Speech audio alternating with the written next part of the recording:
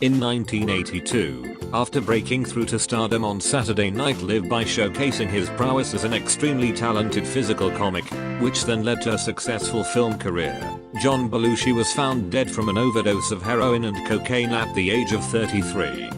15 years later in 1997, after breaking through to stardom on Saturday Night Live by showcasing his prowess as an extremely talented physical comic, which then led to a successful film career, John Belushi Chris Farley was found dead from an overdose of heroin and cocaine at the age of 33. That's why SNL stopped hiring extremely talented comics. First time I've laughed at something SNL related in 15 years. Liverpool failing to win the league.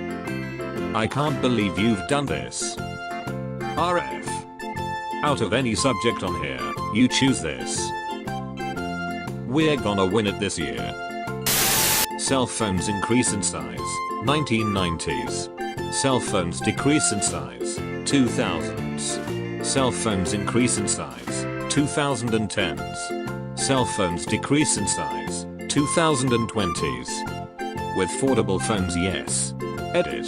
Foldable, which I guess Google doesn't recognize as a word and changes to foldable. I would prefer a scroll phone, like 2 cylinders that you pull apart and a screen rolls out between them. Ah yes, the ancient Elder phones. The Elder phones v. Sly Ring. A lot of it happens in corporations. Year 1, our vendor billing is way too high. Let's bring this function in-house and build a department with new hires. We'll save a lot. Year 2, this new department is way overloaded. We need to staff them up. Year 3, this department needs a unified strategy and process. They are working on stuff all over the place and getting annoyed. Year 4, the process means we can't get anything done. Our staffing costs are through the roof, and due to internal politics we can't get certain jobs done. We're going to outsource some of this work to vendors. Year 5, we regret that we've had let the entire department go, and we will now be using external vendors to fulfill all these tasks. We thank that team for their years of service. Year 8, our vendor billing is way too high. Let's bring this function in-house and build a department with new hires. We'll save a lot. That is frighteningly accurate. Jesus Christ. I am in the middle of this right now. Germany, Japan, Russia invades disputed territory. International community says stop that. Germany, Japan, Russia just does it again. It's like poetry. Alright Hitler, we're going to give you what you want. Just sign this piece of paper saying you won't invade the rest of Czechoslovakia.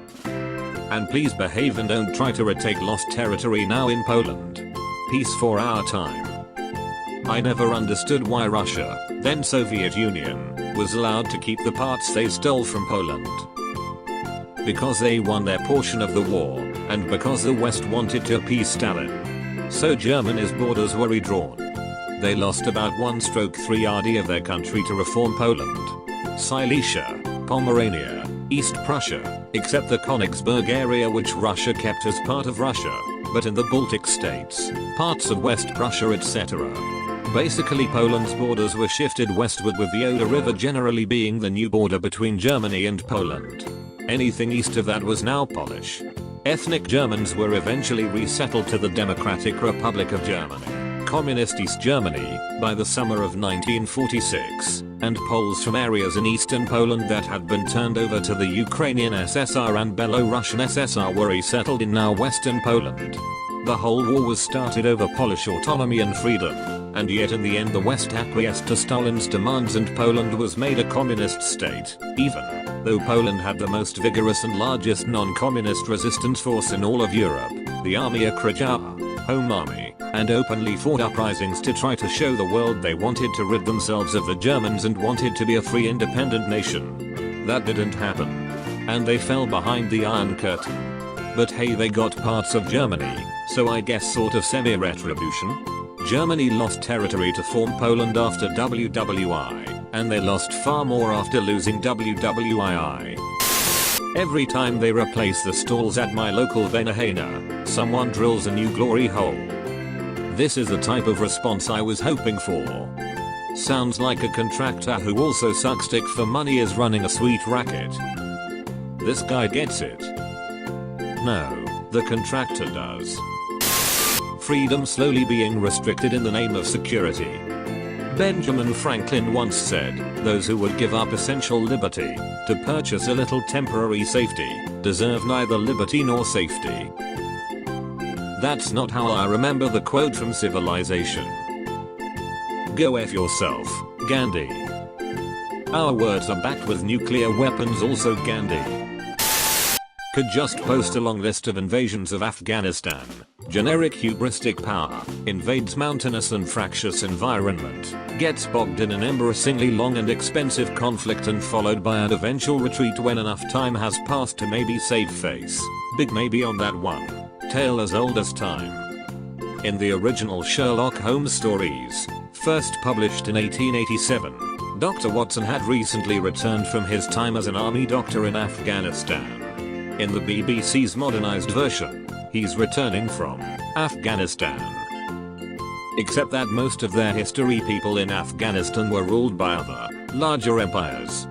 First taken by the Achaemenid Persian Empire, then by Alexander the Great, then the Seleucids, then the Mauryaans, from India, and eventually ended up under the control of the Greco-Bactrians.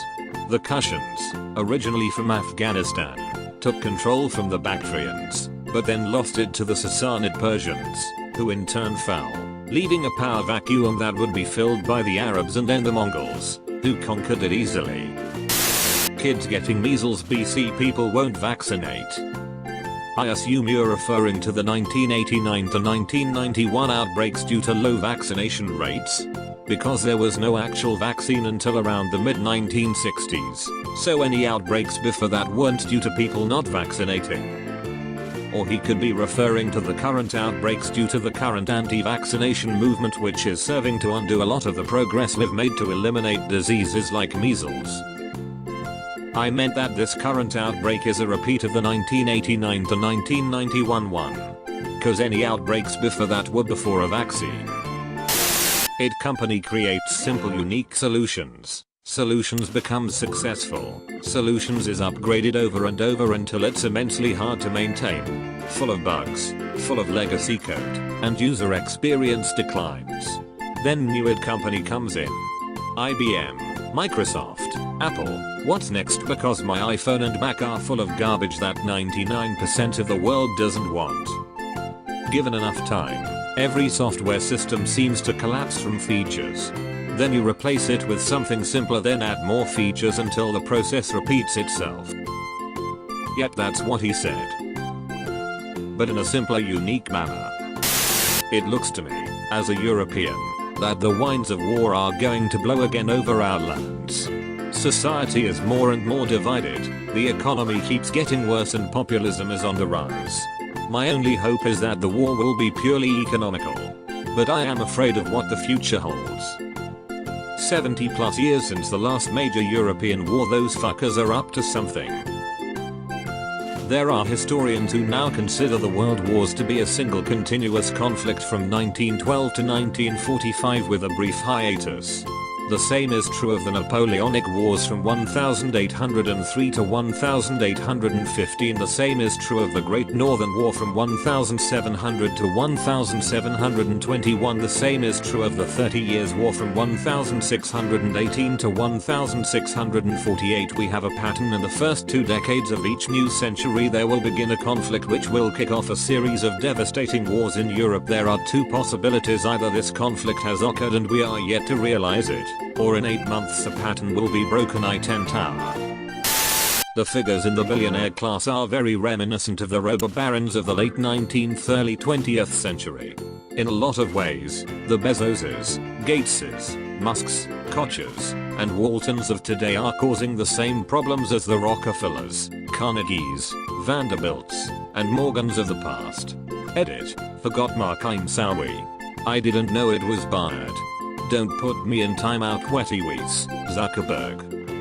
It's an older pattern. It's just a bit obscured because power shifted from primarily land-based to capital-based a few centuries, but the accumulation of power, either in capital, land, or some other form, in fewer hands until the system becomes unstable, resulting in some shock, or until some external shock causes redistribution prior to a climactic moment, is a pretty regular cycle. Makes sense given that the easier way to accumulate power is to have power. It's always going to naturally accumulate. I for one can't wait for the shock. I'm currently on an unpaid internship to a guillotine manufacturer.